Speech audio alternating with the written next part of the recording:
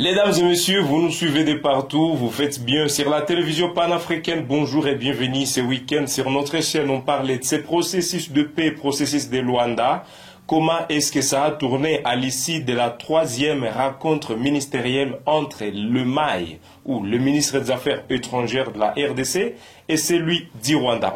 Nous recevons Jeanine Touali, un journaliste chercheur, mais également un analyste indépendant, un panafricain. Monsieur Jenny, bonjour et bienvenue sur la télévision panafricaine. Bonjour David, c'est un plaisir de se retrouver encore avec vous et surtout ces nombreux téléspectateurs de Gueule Afrique Télévision qui nous suivent à par instant. Plusieurs acteurs politiques en République démocratique du Congo continuent à croire à ces processus de Luanda. Vous personnellement, avant d'y entrer dans les profondeurs, quelles sont vos impressions face à ce processus?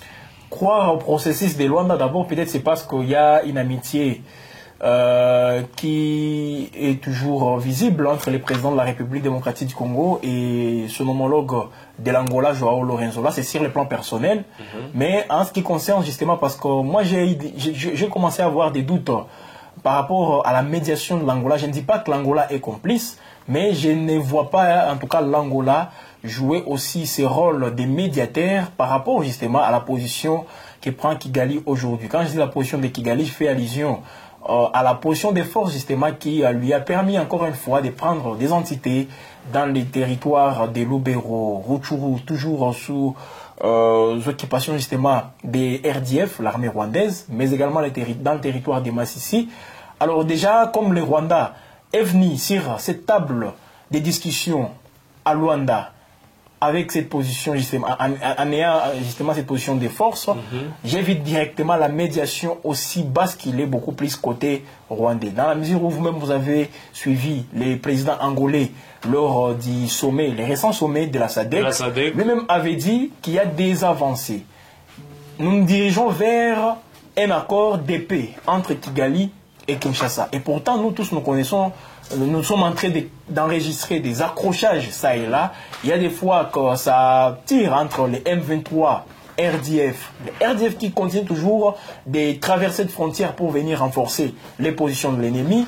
Et nous les voyons toujours dans les territoires de Lubero. Nous les voyons à Massissi, nous les voyons à Lubero, même ici à Nyiragongo, qui reste leur porte d'entrée.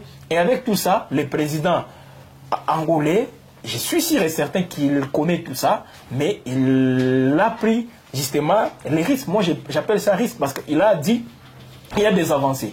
Donc, on peut dire qu'il y a des avancées sur les plans diplomatiques et pourtant, ça crépite toujours sur les fronts militaires. Moi, je pense bien que tant que sur les fronts militaires, nous sentons toujours qu'il y a des accrochages, ça veut dire sur les plans diplomatiques, aucune solution. Mais le président angolais, lui, s'est montré beaucoup plus rassurant, s'est montré beaucoup plus satisfait de tout ce qui est réalisé. Même, rappelez-vous, parce qu'il était à Kinshasa récemment, il a salué les avancées, encore une fois, sur les plans diplomatiques. Et pourtant, nous tous nous connaissons, et c'est l'objet même de nos discussions maintenant là, parce qu'il y a un couac, il y a un blocage au niveau du processus de Luanda.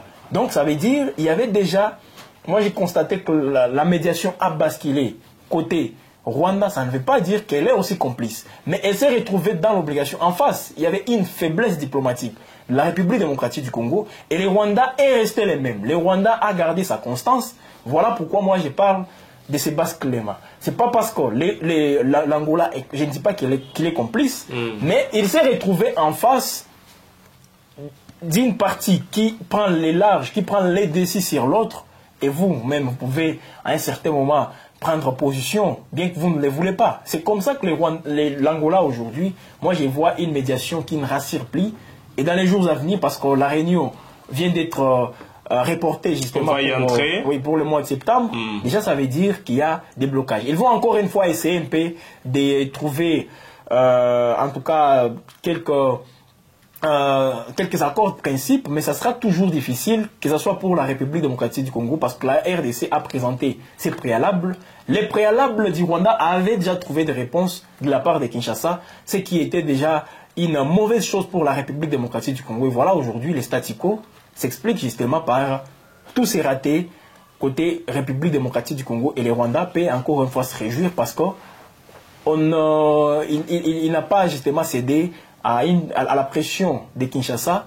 Voilà encore une fois ce qui nous pousse encore une fois, nous personnellement, à être décis de tout ce qui se déroule justement dans le processus de Luanda. Vous êtes en train de nous suivre, mesdames et messieurs, et vous êtes souciés de savoir quand est-ce que la guerre va prendre fin dans l'est du pays. Mais également, vous savez tout ce qui est en train de se faire dans l'est du pays. Il y a la guerre, bien qu'il y a les cessez-le-feu qui ne pas respecté d'ailleurs par les Rwandais. Les Rwandais qui alimente la rébellion du M23, la rébellion du M23 qui acquise des retours les FRDC de ne pas respecter ces cessez-le-feu. Vous, personnellement, qu'est-ce que vous pensez? Mentionnez dans les commentaires. Abonnez-vous si vous ne l'avez pas encore réalisé, mais également partagez la vidéo pourvu qu'un autre Congolais soit informé de cette situation et qu'il arrive aussi à émettre ce pensée face à cette situation. Comme je l'ai dit au départ, dans notre studio aujourd'hui, M. Djenin Touali, qui est chercheur, mais également un journaliste. Au-delà de ça, M. Djenin Touali, on parle de la 3e réunion ministérielle entre le MAE, ministre des Affaires étrangères, celui du Rwanda et celui de la RDC. Ça ne va pas catégoriquement. À l'issue de leur 3e rencontre, il n'y a rien qui a été entendu comme résultat et ainsi on a reporté de nouveau cette rencontre. C'était prévisible parce que, rappelez-vous, il y avait le préalable, j'étais en train de le dire même, sur lesquels Kinshasa s'est beaucoup plus appuyé. Parce qu'avec la feuille de route de Luanda, on avait demandé carrément au Rwanda de retirer ses troupes sur les sols congolais. Qui dit les troupes du Rwanda? Ce sont ces militaires, les RDF. Les éléments de l'armée rwandaise qui sont sur les sols congolais. Et sans cet appui, je ne vois pas un seul élément M23 congolais, ou je ne sais pas de quelle nationalité, résister encore une fois au FRDC ou au Wazalendo. Donc aujourd'hui, l'apport du Rwanda dans cette guerre est très important et voilà pourquoi aujourd'hui, si une fois, et là je crois que Kagame a compris cet aspect, si une fois il retire ses troupes sur les sols congolais, ça sera carrément le début justement de la fin justement de cette guerre qui nous est imposée. Voilà pourquoi aujourd'hui les préalables mis en place par Kinshasa dans la feuille des routes, parce que ça commence d'abord dans la feuille des routes de Luanda, et là c'était directement les ministres, disons, le président lui-même, Joao Lorenzo, qui était présent. Il y avait le président Félix Tshisekedi et le président rwandais Paul Kagame. Et aujourd'hui, la République démocratique du Congo semblait minimiser cet aspect. Et c'est tout juste vers la fin, dans cette 3e réunion, qu'on s'est rendu compte que c'est très important de mettre sur la table ces préalables. Parce que le Rwanda nous avait imposé son préalable, c'est lui de voir la République démocratique du Congo mettre en place un plan de neutralisation. Donc, nous nous sommes engagés à neutraliser les FDLR. Même un seul FDLR doit être neutralisé. Qui dit neutraliser, c'est pas de les voir se rendre justement, que ce soit au RDF ou au FRDC. Les neutraliser. Donc on doit imposer la force au FDLR pour qu'il n'existe plus, que ce soit au Rwanda, que ce soit sur le sol congolais. Et pourtant, nous savons tous que le FDLR ne constitue plus une menace au Rwanda. Mais bien au contraire, c'est une menace aussi dangereuse pour la République démocratique du Congo parce qu'aujourd'hui, c'est très difficile de se déplacer dans toutes ces entités, dans tous ces territoires aujourd'hui, Rutshuru, Nyiragongo, même les territoires de Massissi, sans pour autant rencontrer les FDLR. Donc c'est une menace pour la République démocratique du Congo et je ne les vois plus avoir la force de renverser un régime au niveau de Kigali. Et vous le savez, si on peut revenir un tout petit peu en arrière, vers les années 2010, où il y a eu à maintes reprises l'entrée des officiels cette fois-ci de l'armée rwandaise pour venir traquer les FDLR. Mais jamais ils ne sont revenus avec un seul FDLR. Donc c'est un prétexte présenté toujours par Kigali. Malheureusement, à Luanda, le gouvernement congolais a accepté cela. Un plan de neutralisation. Pour voir si le Rwanda va devoir soumettre aussi son avis. Ou peut-être voir le Rwanda venir manquer de motifs, manquer encore une fois de prétextes. Peut-être c'est dans cette idée Kinshasa avait compris, peut-être acceptons cela et puis on va voir prochainement s'ils vont venir avec quel autre motif, peut-être.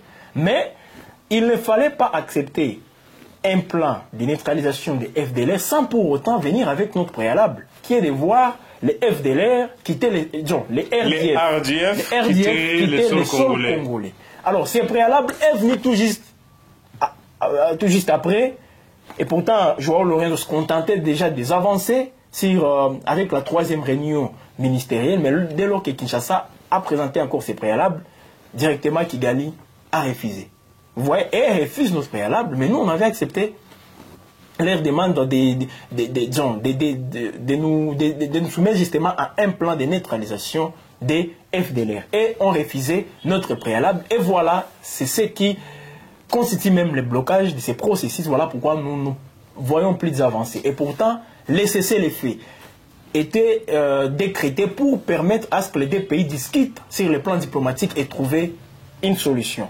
Mais aujourd'hui, et c'est la question que je me pose, comme on vient de renvoyer au mois de septembre la réunion... Entre les 9 et les 10. Entre les 9 et les 10, la réunion ministérielle, qu'est-ce qui va se passer pendant cette période, pendant cet intervalle?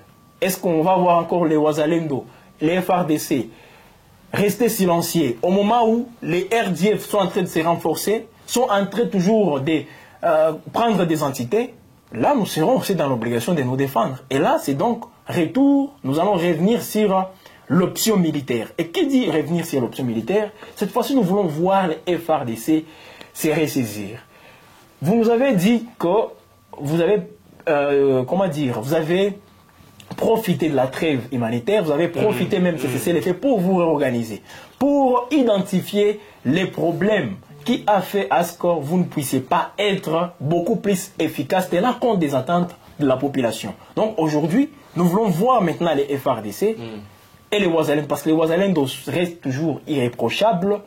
Ils sont en train de faire les meilleurs d'eux-mêmes, et pourtant nous connaissons tous qu'ils sont bités à beaucoup de difficultés, les moyens, même la logistique, et les gouvernements congolais ne les accompagnent pas, ne les assistent pas comme on pouvait peut-être l'estimer. Voilà, donc tout ça, c'est au gouvernement encore une fois de permettre aux FARDC de mener les opérations de grande envergure contre les RDF M23. C'est possible, parce que c'est vrai, nous avons cette armée, toujours nous disons que c'est une armée qui est efficace, mais cette armée, ne vous en faites pas, elle est, oui, je suis sûr et certain qu'elle est efficace, mais nous voulons voir cette efficacité sur le terrain. Et pour que cela soit possible, c'est aux dirigeants, aux autorités de donner les ordres qu'il faut à cette armée, enfin de se lancer dans les offensives. Mais si cela n'est pas fait, nous allons toujours rester en train de tourner sur nous-mêmes, sans pour autant qu'il y ait des avancées. C'est les constats que j'ai par rapport à ça, donc ça reste toujours très compliqué si une fois les bonnes décisions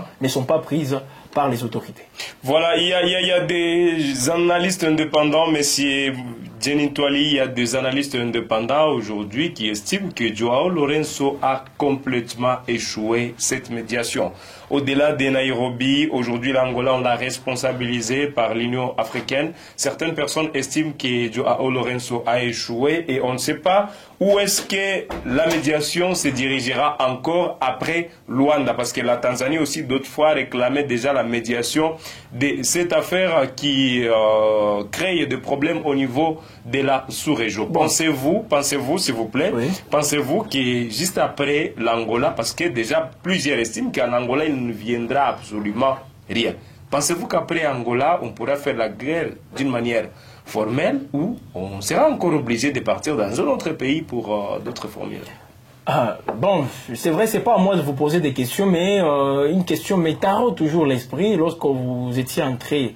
Lorsque vous me demandez si entre l'Angola et la Tanzanie. Parce que la Tanzanie, autrefois, déjà a commencé à réclamer la médiation. Parce que vous savez, c'est vrai, la Tanzanie, elle intervient en République démocratique du Congo dans le cadre de la SADC, mais la Tanzanie fait partie toujours de l'EAC.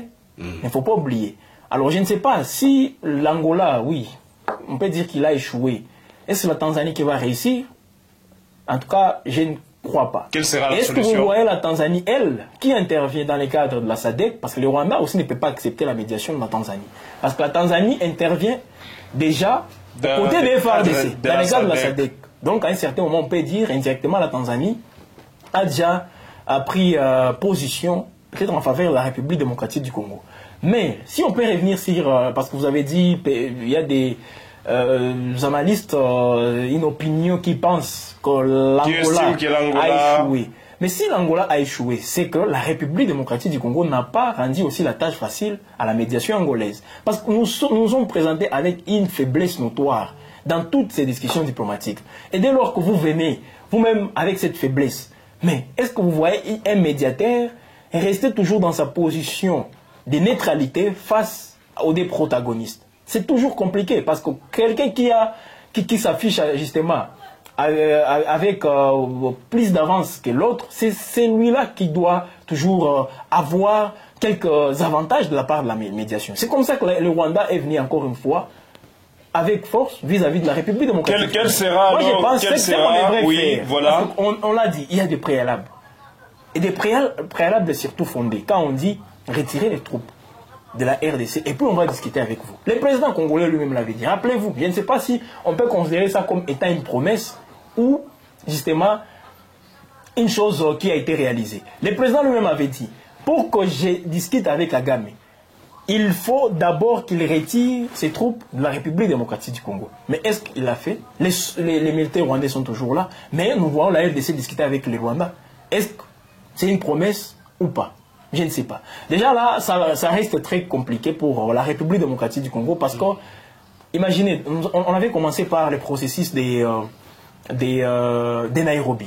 Là aussi, ça n'a pas marché. Nous sommes allés à Luanda. Il y a toujours des couacs. Alors on va toujours encore aller dans un autre pays parce que la République démocratique du Congo affiche toujours une faiblesse. Je ne crois pas. Donc, c'est à nous de bien nous positionner. On a des fronts très importants. Parce que sur les fronts médiatiques, là, on peut dire... Je parlais du front militaire et le front diplomatique. Parce qu'on a connu justement de faiblesses sur les fronts, il faut le dire, sur les fronts militaires. Et aujourd'hui, pour aussi avoir... Pour peser dans des discussions diplomatiques, nous devons un tout petit peu reprendre du poil de la bête pour revenir encore une fois et discuter. Et là, le Rwanda, à un certain moment, pourra céder à certains préalables qu'on va aussi exiger. Qu'est-ce qu'il nous faudra alors pour mettre fin à ces genres de débats où aujourd'hui, déjà la tension monte dans les chefs de la population congolaise disant il faut nous débrouiller autrement. Cet autrement veut dire quoi? Cet autrement, donc, c'est focalisé beaucoup plus sur le front militaire. Parce que c'est le même langage pour les Wazalendo. Les Wazalendo disent, laissez-nous combattre, donnez-nous les moyens pour en finir avec ces agresseurs. Ça, ce sont les Wazalendo qui les disent. Alors si nous pouvons aussi voir les FARDC, qu'on les mette aussi dans toutes ces offensives. Et là, les FARDC sont toujours là. Elles attendent justement les ordres de l'hiérarchie. Si ces ordres ne viennent pas, on va toujours voir cette armée dans cette position. Mais si on donne les ordres à l'armée, vous-même, vous allez vous rendre compte qu'elle est toujours efficace. Parce que dans tout temps, depuis que cette guerre a commencé, nous ne faisons que résister. Les FARDC ne se sont jamais lancés dans les offensives, les vraies offensives contre les RDF et les M23. Moi, je crois qu'il est grand temps de penser à ça. Peut-être, on peut dire, l'ennemi avance. Est-ce qu'on aura la possibilité de prendre le décis sur lui? Mais il faut quand même tenter. Et moi, je crois qu'avec la détermination de Wazalendo, et surtout, c'est ce qui fait la différence. Aujourd'hui, l'armée et les Wazalendo ont les soutiens de la population. C'est que les M23 RDF, même dans toutes les zones qui nous occupent aujourd'hui, dès que vous pouvez voir la population venir pour les écouter, ça ne veut pas dire que cette population est en train de les soutenir. Les M23 RDF n'ont pas le soutien de la population. Mais les FARDC ont le soutien de la population. Donc, malgré ces faiblesses que nous affichons aujourd'hui, comme la population est toujours aux côtés de l'armée, vous allez vous-même voir comment est-ce que les choses peuvent évoluer si une fois nous tenons beaucoup plus sur ces fronts militaires. La diplomatie elle-même, elle va venir, ne vous en faites pas, et ça sera maintenant équilibré. Équilibré, oui, en tenant compte des forces en présence. Si c'est la RDC qui est aussi justement sur le terrain face au Rwanda, là même sur le plan diplomatique, tout ce qu'on peut demander au Rwanda, il pourra céder. Alors, mesdames et messieurs, sur la télévision panafricaine, nous tendons vers la fin de cette émission. Sur Gain Afrique Télévision avec Jeanine Toali, chercheur et journaliste également. Aujourd'hui, on parlait de la question diplomatique. Vous, personnellement, qu'est-ce que vous pensez à ce sujet? Jeanine Toali, aujourd'hui, si vous voudriez bien adresser un mot au gouvernement souminois, à tous ces ministres aujourd'hui, qui vont réaliser 3 mois de travail. C'est quoi votre constat? Parce qu'il faut en parler un peu aussi de ces gouvernements, en parler un peu de ces ministres qui ont été nommés. C'est quoi les mots aujourd'hui? C'est quoi votre constat? Comment vous voyez l'évolution de leur travail? Bien qu'on dit qu'il ne faut pas les juger, mais comment vous personnellement, vous percevez leur travail? Bon, à un certain moment, moi, je vois toujours qu'il y a... 54 ministres. Oui, il y a toujours un problème, mais je me dis, est-ce que tous ces ministres connaissent leur job description, tous ces ministres que nous voyons. Récemment, il y a eu un séminaire qui a été organisé pour SMP, un séminaire de renforcement de capacité. Donc, dans ces pays, on peut être nommé ministre sans pour autant avoir les capacités nécessaires, les capacités qu'il faut pour gérer la res publica. Mais on vous met ministre, et c'est en tant que ministre que vous êtes en train d'apprendre. Bon, on ne refuse pas, nous apprenons, il faut apprendre tous les jours, mais il y a toujours une faiblesse qui se manifeste avec ces ministres. Moi, je me dis, parce qu'on nous avait parlé d'une évaluation qui sera toujours permanente, chaque après 3 mois, mais je n'ai jamais vu un ministre être évalué. Parce qu'aujourd'hui, imaginez le ministre de la Défense, il n'est jamais arrivé dans l'est du pays, surtout ici au Nord Kivu. Une province en proie à l'insécurité grandissante. Tantôt, il y a l'insécurité urbaine dans plusieurs villes. Et nous faisons face aussi à une guerre d'agression. Mais on n'a jamais vu les ministres de la Défense, même pour se prononcer par rapport à cette question, on ne l'a jamais vu. Même le président lui-même, parce que je ne le vois pas. Le président Félix Tshisekedi... Il a fait savoir qu'il ne dormait pas à ce sujet. C'est facile, il peut dire ça, mais dans les faits, est-ce que vous le voyez justement quelqu'un qui est beaucoup plus inquiété, ou disons qui est beaucoup plus préoccupé par rapport à ça? Est-ce que vous le voyez? Parce que dans toutes ces sorties médiatiques, depuis l'élection, tout juste après l'élection de 2023, de décembre, je ne vois plus avec beaucoup de vivacité lorsqu'il parle de la guerre d'agression. En tout cas, c'est comme si pour lui c'est devenu normal, la situation pourra se résoudre d'elle-même, c'est comme ça. Donc, je ne le vois plus trop préoccupé par tout ce qui se passe. Rappelez-vous, je vais revenir sur un fait aussi qui m'a beaucoup plus surpris. Lorsqu'il y a eu des morts dans les concerts de l'artiste Mike Alambaye au stade des Martyrs, on parlait de 9 à 11 morts, mais on a vu tout un... Comment dire, il y avait un cadre, les ministres de l'Intérieur, lui-même qui avait organisé une réunion de crise, n'est-ce pas, pour justement à comprendre tout ce qui s'est passé et prendre des mesures. Là, c'est 9 morts, 9 à 11 morts. Mais depuis qu'il y a des carnages à Beni, il y a des tueries ça et là. Est-ce que vous les avez un jour vus organiser une réunion de crise? Voilà. Aucune réunion de crise, mais ils sont préoccupés par autre chose. Donc, le gouvernement est mal parti, même la première ministre. Alors, je ne sais pas, peut-être le ministre de la Justice, celui qui a réussi quand même à organiser un procès contre tous ces agresseurs, peut-être lui, parce qu'il ne pouvait pas faire autre chose mieux que ça. Dans ses attributions, c'est justement ce qu'il devrait faire. Qui aujourd'hui a un combat dire avec le magistrat. Bon, il doit se préparer en conséquence parce que dans toutes les réformes positives qu'on peut envisager, il y aura toujours des résistances. Parce que les Congolais, à un certain moment, on peut dire, nous sommes habitués à vivre comme si nous sommes dans une jungle où on peut faire tout ce que nous voulons et il y a des gens qui en profitent. Donc, à un certain moment, il y a un groupe de gens qui se voient beaucoup plus menacés par toutes ces réformes qui sont envisagées par les ministres de la Justice. Et moi, je crains pour lui. Peut-être aujourd'hui, il a le soutien du président de la République, mais demain ou après-demain, si le président de la République les lâche, ça sera fini pour lui. Merci beaucoup, mesdames et messieurs. C'est la fin de cette émission sur votre chaîne panafricaine. Je récite Jenny Toali. Nous disons merci d'avoir accepté notre invitation. Merci aussi d'avoir encore une fois pensé à nous. Nous sommes toujours ensemble lorsque les pays ont besoin de nous pour échanger et réfléchir justement sur toutes ces questions aujourd'hui qui taraudent les esprits des Congolais. Ils sont nombreux toujours qui vont nous suivre et nous les saluons une fois de plus. Merci beaucoup, mesdames et messieurs. Bon week-end chez vous et à la prochaine pour d'autres actualités.